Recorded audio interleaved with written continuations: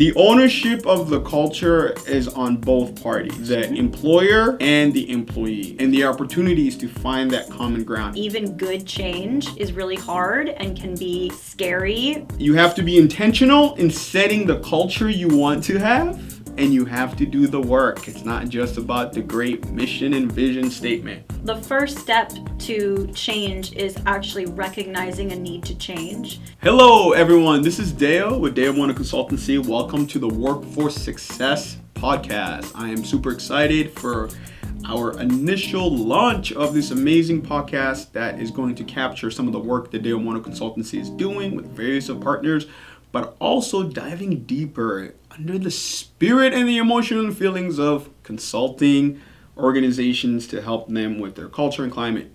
Today, I have my amazing colleague, Andrea, with me. Andrea, how you doing? I'm doing great. Andrea, can you tell us a little bit about yourself and the work that you do for Mwano Consultancy? I have a behavioral health background, of a psych degree, and I'm very close to finishing my MBA. And so my career, I've worked in a few different places, but my common thread is employee experience and supporting individuals to excel and be their best selves in whatever work environment they're in. So with Mwano Consultancy, we have the privilege of being brought on by different employers. Some of the employers that bring us on are they might be in industries like healthcare, it might be property management, it might be higher education employers. And the thing that's unique about the work that we do, we believe that the solutions, sustainable solution, comes from the participants, right? The people that are part of that community. And we do that by building authentic relationships with them. And then what we learn along the way is what we dive deeper in and dissect in order to figure out where the root drivers are that's influencing either a positive experience or a negative experience in order to look for opportunity for positive changes or to sustain positive behaviors that are happening.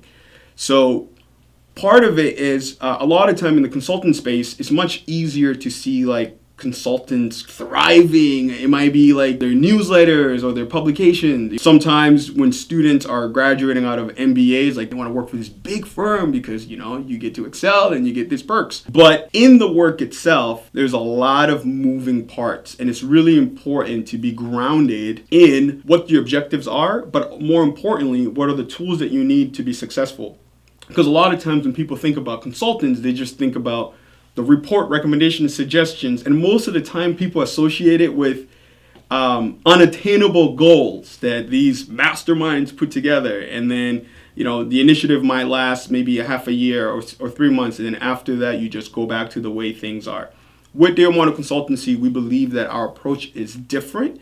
And we help not just strategize in a big picture, but also we walk alongside our partners to make sure that they have a proof of concept around what they're trying to do so they can build upon it. So with some of our partners, we actually are also in the implementation phase of some of the recommendations and ideas that we provide to them. So my question to you, Andrea, is when you think about some of the work that we've done within the last year or so since you've joined us, what has been so surprising for you? For you personally, but also from like in terms of like what it's called for you to do, but also what you've observed and experienced with some of our partners that's been, wow, surprising. I'll start with a pleasant surprise because we've really been able to be pretty well embedded into some of our partners. Mm-hmm. And I think that that's something really important and unique in the approach that we take is not just coming in with a, you know, one size fits all solution or, you know, or concept of how to do things, but really being grounded in what's actually happening, what's actually playing out with your employees, and learning the ins and outs of the formal or informal structures and politics and relationships and values that are playing out on the ground. And I found myself when we were doing some shadowing over the last year so inspired by the variety of experience and passion that these workers had for what their role was, and I felt I felt like it was almost like a little hidden gem that needed to get brought up to the surface. And I found myself wondering, how can I help the passion, and the pride that these folks are taking in their work, in their role, and bring that forward? Like, how can we help their supervisors and their senior leaders see and value the passion and the competence that they have, and the pride that they bring to the work that they're doing? Because some of the work that, some of the space that we live in is, where are your employees feeling respected or not feeling respected, feeling a sense of belonging or not feeling a sense of belonging, feeling considered or not feeling considered. And it can be easy, I think, when you have an organization with some jobs that you might perceive as lower skill, maybe lower paying jobs compared to what senior leaders are getting or doing on the strategy, level of things, right? And to kind of minimize or overlook that individual who's in that role. And you might not realize that the person in that role has maybe owned their own business, or has served in the military, or has had this amazing life and has all these incredible things that they're bringing to what they're doing.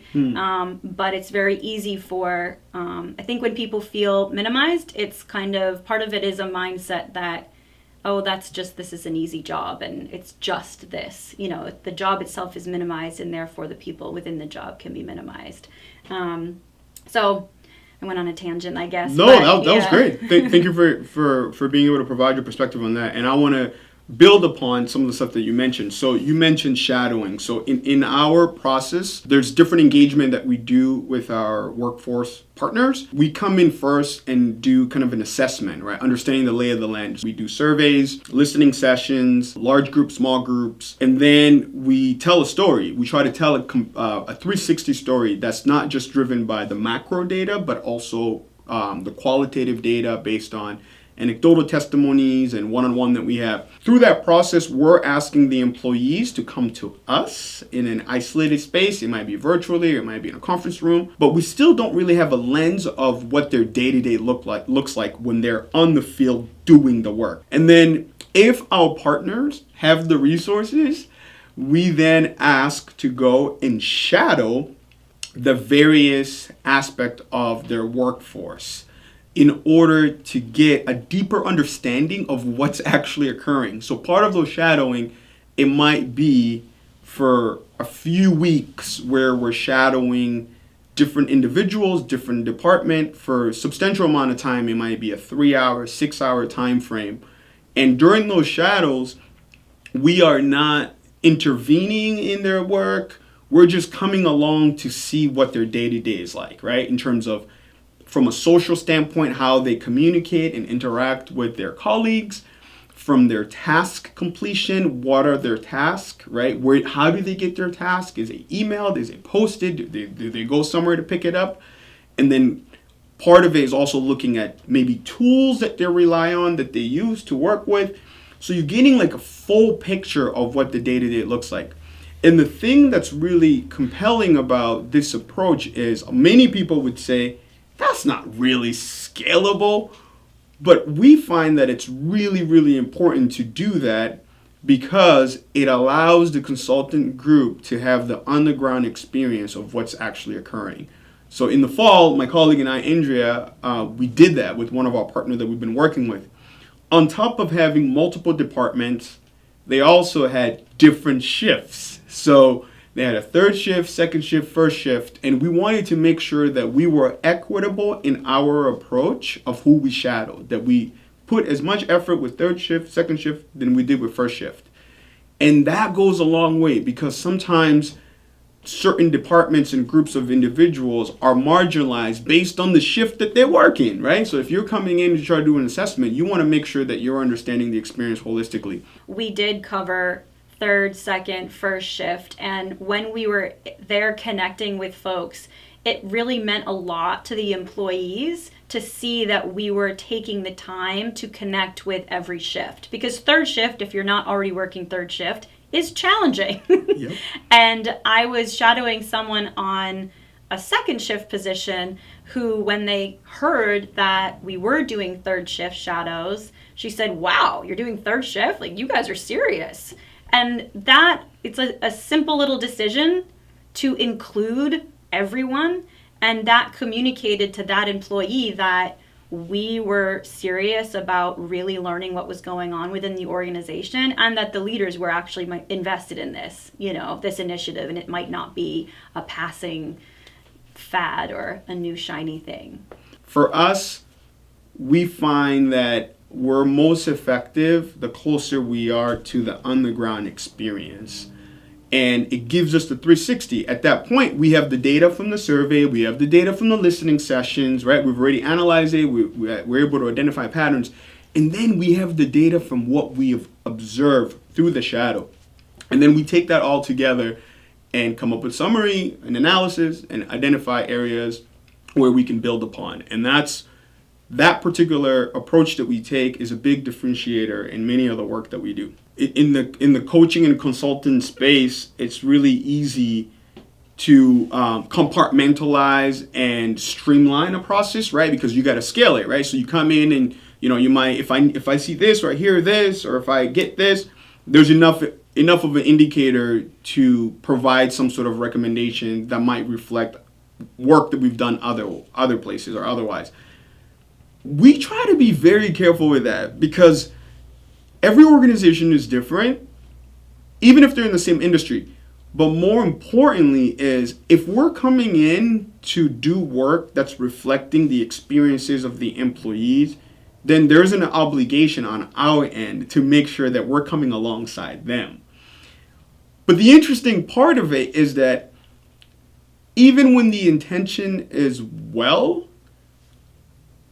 the employees might not be receptive of us. And it's really important for us to not take it personal, right? And so I want to dive a little deeper on that because I think this is insights that most consulting groups will not talk about, right? They would talk about like the good revenues they've made and the good partner they've landed, but they don't really talk about the ins and outs of what actually happens. So why wouldn't the employees be receptive of a consultant group that's coming in to potentially bring positive changes?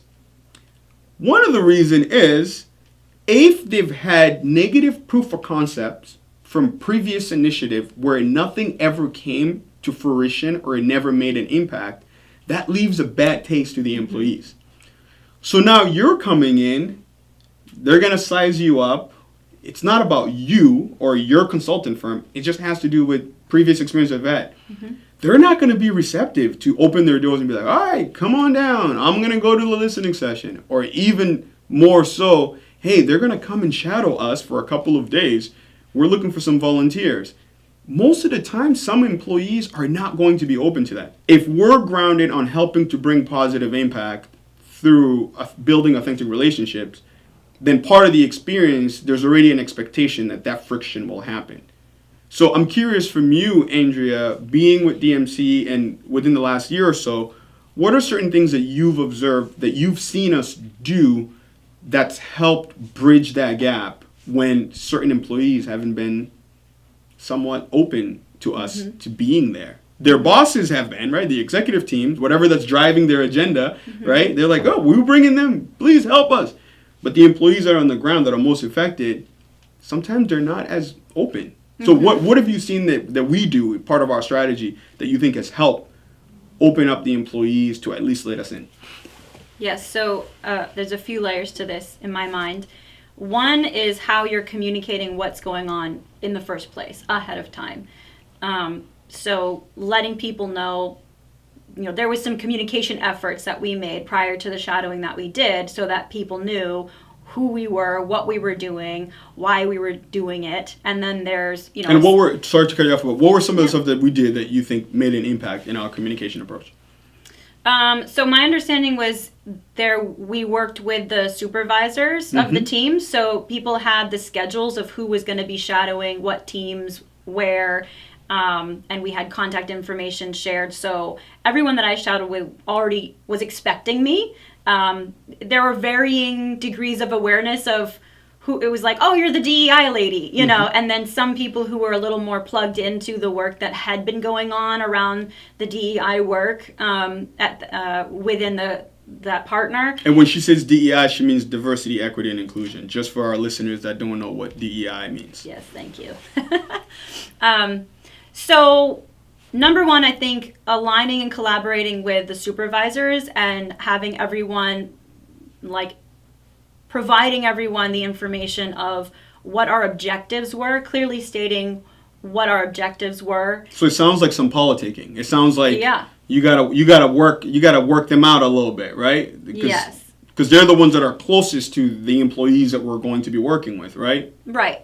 Gotcha. Also, I believe I actually don't know if this was strategic. You could fill this in. But we shadowed different departments. I think we started with a department. We didn't start with the department that felt the most apprehensive about us. So we did start with a department that was a little more open. And just to get that off the ground. Additionally, I know once we actually got there, I took the time to inquire with people about, do you know who I am? Do you know what the work is that we've been doing here, and what do you think about it? So because that answer was different depending on who I was talking to, so I want to meet them where they are. And there were some individuals I would be shadowing where they seemed very familiar, and we just kind of dove right in. And there were others that really weren't that familiar, so I did take the time to just explain and give some basic overview of the work that we had been doing with their organization to date. And then just individually, people warm up to you on their own time. So there were definitely shadows I would jump in, and this person was ready to share, ready to go. And then there were others where I could tell this person is not totally open. They're being very polite and, welcoming, but, it took a little bit of time to warm up. And I'm curious, how do you overcome that hunch, right? As a practitioner. So for my listener, I just want to make sure that I'm differentiating this, right? So if we're creating a space where people are coming to us, which we do that, right? So if it's a listening session, it might be in a conference room, or it might be on a Zoom call or whatever. So they're coming to us. That's our space. We've set the tone. When we're shadowing, we're going to them, and we don't really control that space. So what my colleague Andrew is saying is that sometimes some people are not really, they're not really receptive of you. So how do you overcome that awkwardness? Because I know that when we were debriefing in some of the shadowing we were doing, at first it was like, how was it for you? Like, because you're almost like, you feel like sometimes that you're invading their space, right? Oh, yeah. I'm just curious, like, how did you overcome your own, like almost like the awkwardness of like, I'm here, is someone going to talk to me? Are you going to let me? Like, I'm just curious from you, and I'll talk a little bit how it was for me, but I'm curious from you, like, how did you overcome that awkwardness? It was easier with some areas of the organization than others, depending on the specifics of the operations and trying to stay out of the way. There are just some roles in the organization that it was easier to tag along and have a candid conversation that was relatively private versus with some people it was more public. You're out and you're serving the customers or what have you, right? Depending on their role. I approached things from a place of first kind of curiosity, trying to get a sense of, where's my starting point with this person? And then once I had a sense of, how open they seemed to be to what I was there to do with them, then I went from there. And I tried to be just curious about them. I was like, I'm just here to learn about you, and I might ask some questions, but I'm just observing. And most people were happy to explain their role and what was going on. And then once you just get settled in, I found by the end of every, well before the end, but I left every shadow feeling like I had made a connection with people. And most of them really did want to, say their piece. They want to be heard. But there was a lot of that apprehension of, I've said this before, we've seen this routine before, so that any kind of reservation or hesitance, I think, came from, there's almost a little bit of cynicism sometimes, as if, I'll tell you what you want to hear, but I don't know if it's going to do anything. Right. And I found myself, in my own experience with change management, it's important not to promise things, that you don't know what's going to happen. So we're in this process with them. We cannot predict or fully control the outcome. Mm-hmm. That's not our job. We want to have a positive impact and make positive changes, but it's not all in our hands. Right. That's not our role to manipulate and control it. So I'm not going to sit there and promise them one thing or the other. I found in those moments when they were expressing apprehension about the work, or maybe some cynicism or reluctance to open up because I don't know if it's going to matter. I've already said my piece to this consulting group or the other 2 years ago, 5 years ago, whatever. Mm-hmm. I found myself trying to just listen and validate. Like, I understand that if you've seen this before, and I understand how you feel that way, and then ask, what would it take? How does this look different? How else could it go? Or just appreciate them sharing and continuing to engage in the process, even if they're not sure how it's going to go. No, that's a very good point, and I want to highlight that in listening to you is. So I mentioned earlier that we focus on building relationship. Well, you're going to ask, how do you build relationship in settings like that? And my colleague Indra just said the importance of listening, being present, and it's almost like neutralizing yourself. That like the journey and the experience, it's theirs. So you don't need to try to defend anything or combative or even like solutioning on the spot, right? Because at that moment, that's not the role. The role is to come alongside and just get to know them and see what their experience is like. And I just want to say that because I feel like time and time again in many of the works that we do, that is the biggest influence in people letting us in. And in some of these settings, in some of the industries that we work with, it might be very different very, very different in various of ways, like the type of work they do, the locations, demographic, age, various of things.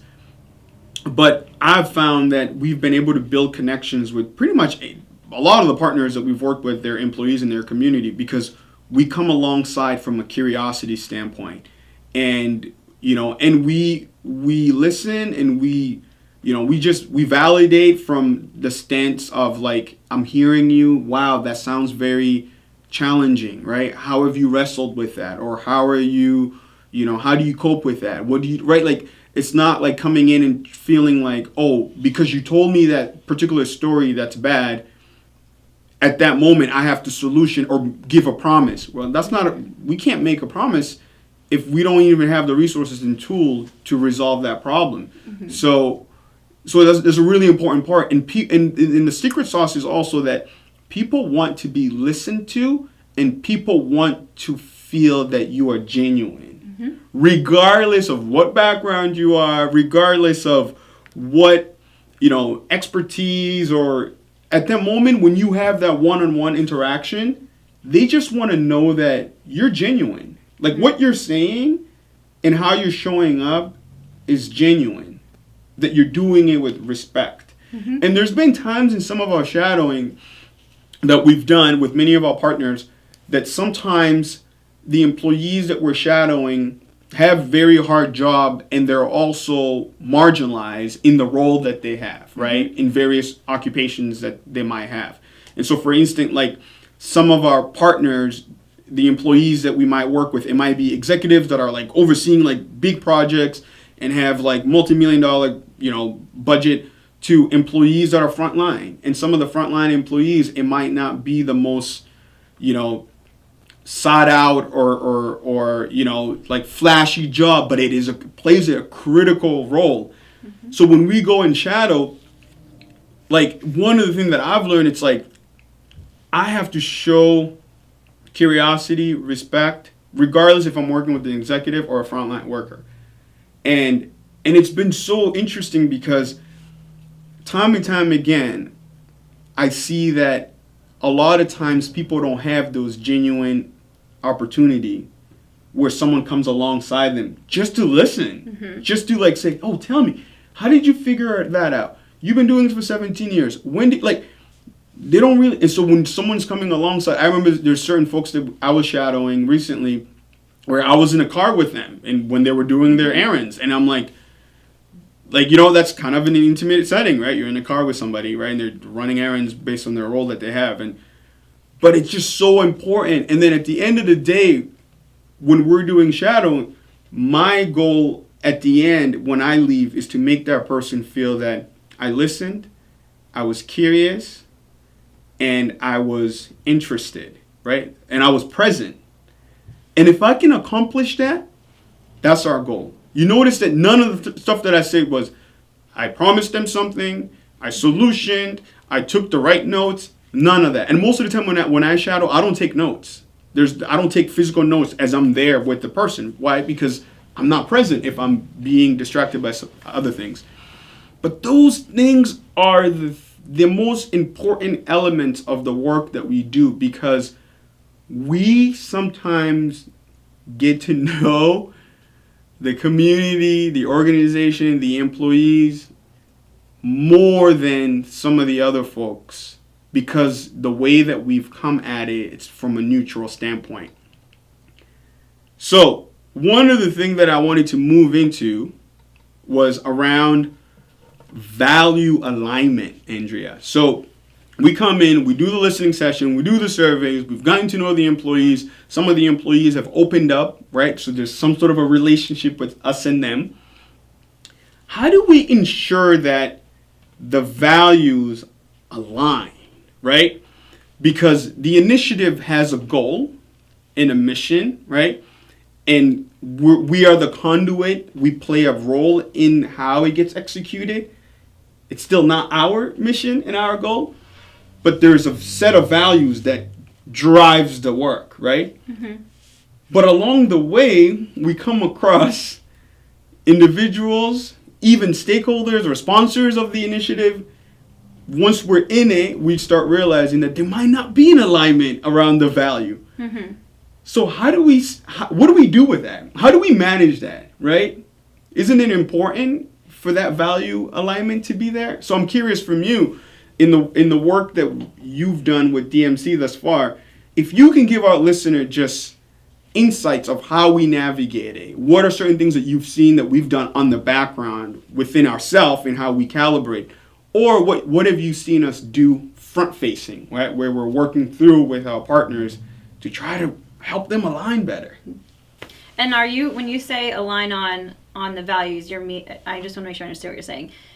Like the purpose and the why behind the initiative and the work action, right? Yes. The action behind some of those goals, right? So, if, for example, if someone's like, our goal is to have a culture where people feel respected, or a sense of belonging, or they're sought out, that the distribution of resources is done in a way that it doesn't alienate somebody, right? Or doesn't leave people behind. But when we get in and we start unpacking, we actually start seeing where the actions, there's gaps, right? Yeah, and some resistance. Right, and sometimes it's actually with the initiative itself. Yes. So I'm curious, like, what have you experienced through our work that, in how we've navigated it, but also importantly, how we've kind of re-strategized in the back end to come back and be like, all right, let's try this thing here, even though it might be separate from the main core things that we're doing, but we need to get a win around that first before we can continue. Yes. So I see a lot of this work through a lens of change management, because we're coming in to actually positively influence the culture and make changes. We're not there because they're firing on all cylinders and just want us to look and say, great job. That's not usually why we get brought in. Right. So, like, at the end of it is a hope and an expectation for some positive changes. So change, when you look at it from a lens of change management, even good change is really hard and can be scary for different people for different reasons. So when we have met instances of resistance or maybe a misalignment in values, I have observed that to be really more about change management and the process of change management than just they don't see value in this work. Because most people on the surface, you make that statement, we want to have a place where everyone feels a sense of belonging, or we want to have a place where we can, be more efficient in this way, and everyone is considered and included, and everyone has a voice. Those are all good statements. What it actually means to do it sometimes means that you, leader number 9, whatever, need to do something different. The way you have been engaging with your employees needs to change. And that's hard.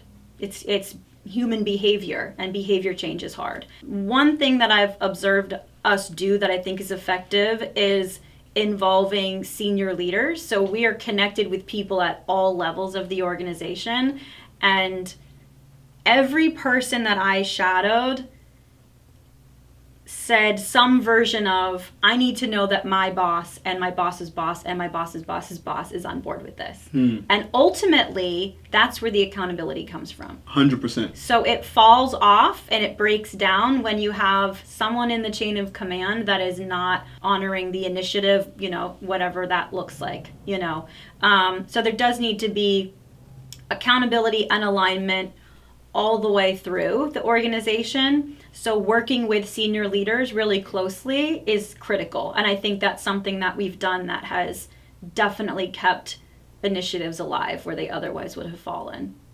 No, thank you for sharing that. And I think the big thing is here for our listener is the difference between aligning from a conceptual standpoint, right? The idea of the thing, having an alignment on, right? It's like, oh yeah, of course, respect is a good thing. We want people to feel respected. But then where the rubber hits the road is what are the behaviors that's actually occurring in order to indicate that if it's contributing or not contributing to that respect. And a lot of times it's not just weighted based on, those who are acting upon it that might have leadership role. It's actually those who are on the receiving end, right? To be able to validate if that's actually occurring or not. And that gets messy because we're in the mud. We're in there with the company, with the businesses, their organization, as we're consulting them through their workforce culture and climate. And that's really where the intersection is. So for us, we try to really highlight all the different things at play, and then start honing in on the things that are the drivers, right? The things that are actually driving the thing. And once we've identified, we just hone in, and then we just go in on it. And part of it is helping all the stakeholders to take ownership of the drivers, right? Regardless if they're doing it unconsciously, or regardless if it's part of the system. We get a lot of testimonies, people saying, oh, we've always done it this way. It's always been. And that sometimes becomes a defense mechanism of not wanting to move forward. So then what we do sometimes is we stay there. So once we have that mirror up, we're like, no, this is the thing. You're trying to bypass it. You're trying to give an excuse or give it a reason. But this is actually the thing that's impacting. Yeah. You need to work to address it. Because if you don't address it, even if there's other things that you're doing that are positive, it's always going to still impede on your ability to overcome this. And that's hard. Right?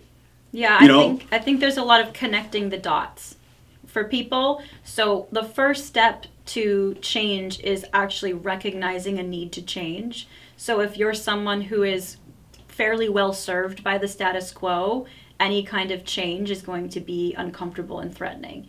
So when you if you've developed habits, right, around the status quo. You might not like the status quo, but you've developed coping mechanism of how you exist in that status quo.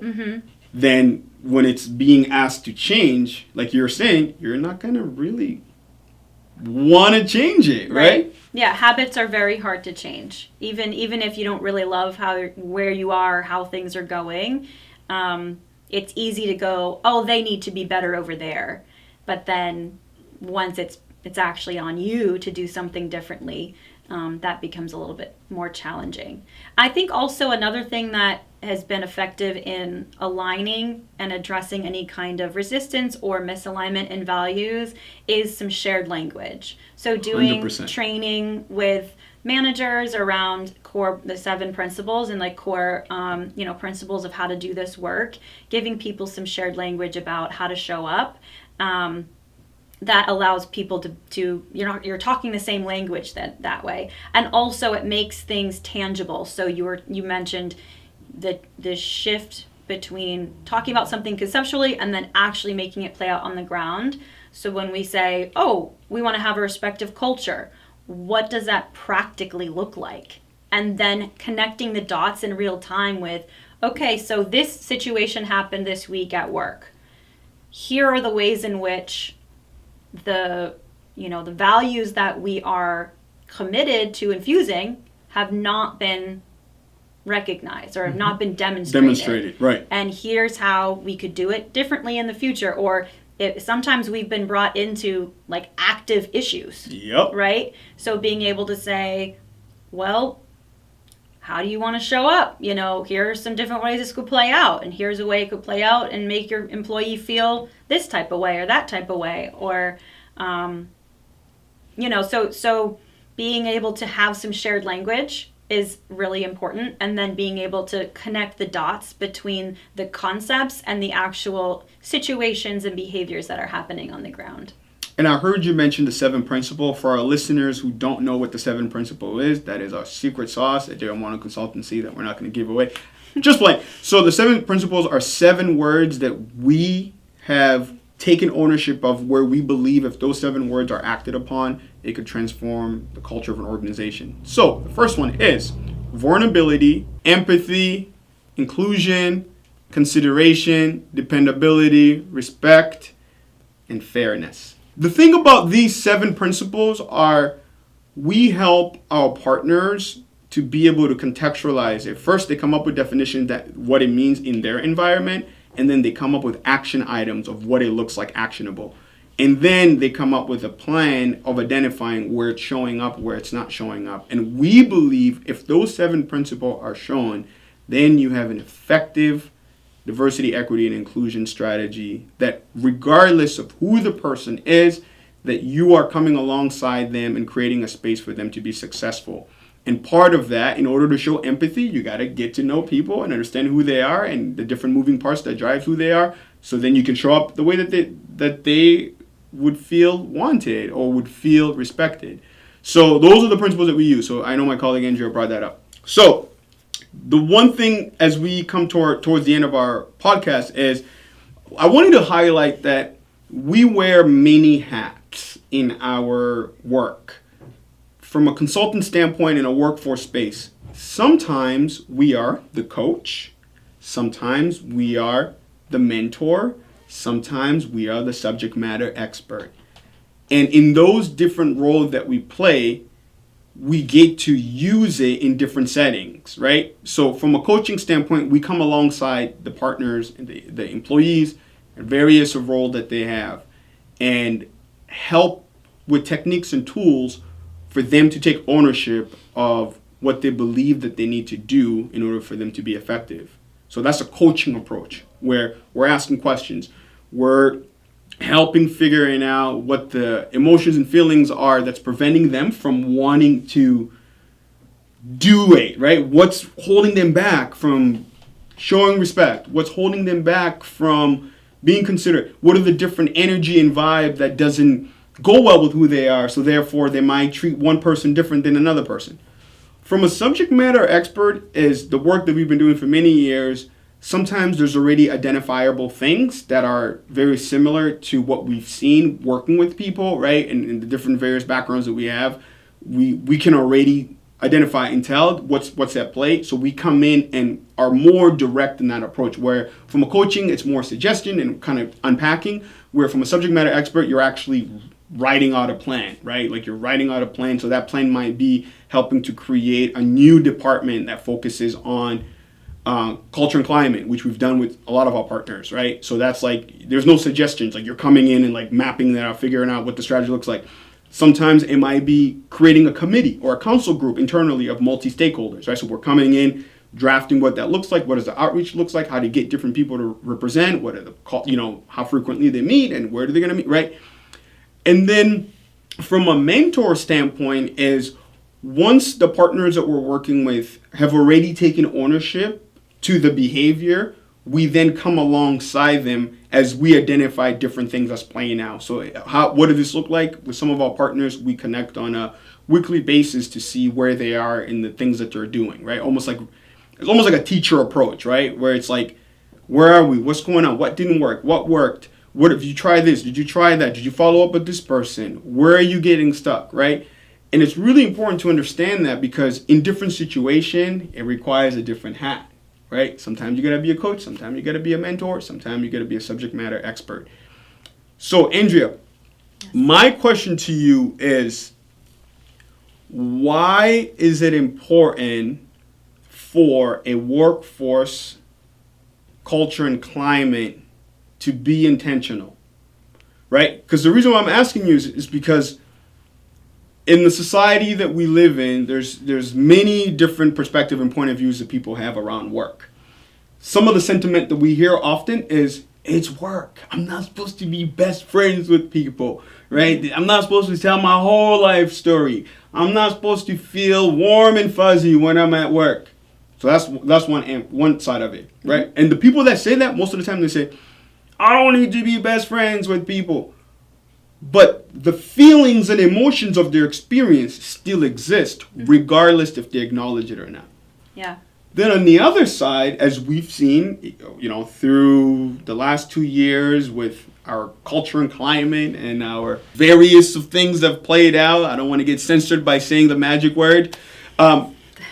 So people have come to a realization where they need more in terms of what they want their experience to be when they're in the workforce space. And that demand has elevated, right? In certain industry, people have left and, to do different things so they can be more happy.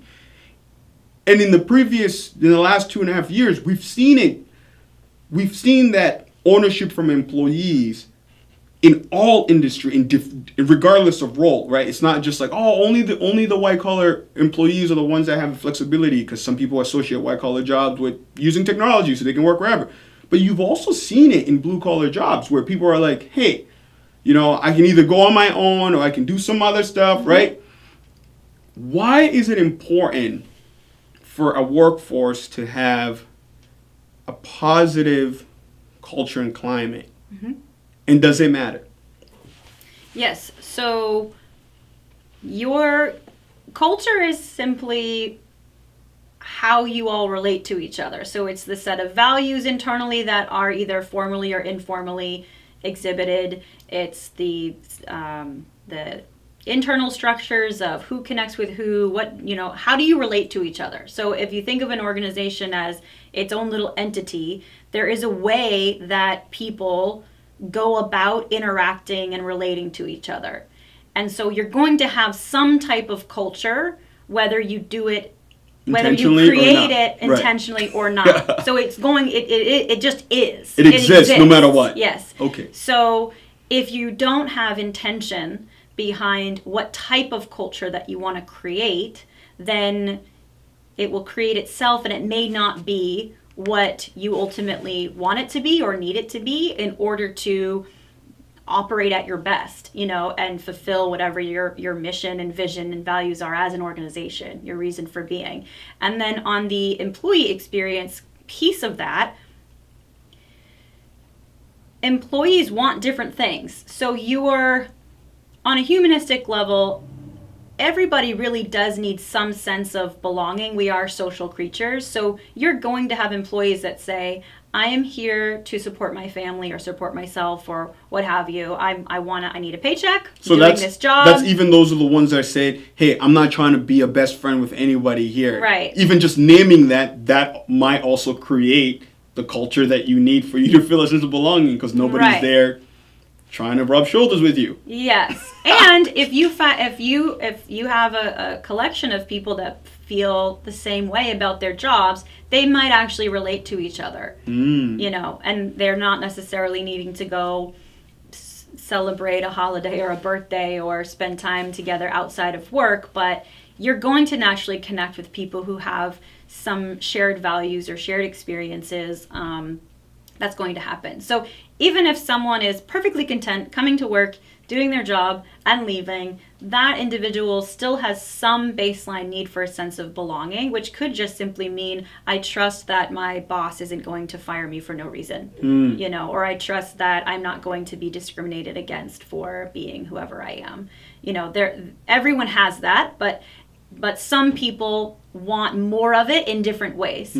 So then you will also have people at your organization who really do come there because they're excited to work with their team. And we've seen that a lot in the survey responses we've received from multiple partners that we work with. We asked them, like, what makes you come to work? Like, what makes you excited to come to work? And it's often some version of my team, the immediate people that I work with. Even if we don't love XYZ about, you know, what's going on with the organization or decisions that leadership has made or what have you, whatever issues they might have, there's often a connecting factor with, but my team is great, we're linking elbows and we're getting after it together. So some people want that, and there's some of it's just different values, different personalities. So I think in any culture, you need to accept that there are going to be different varieties of needs and expectations when it comes to, you know, those connections and what people want out of their company.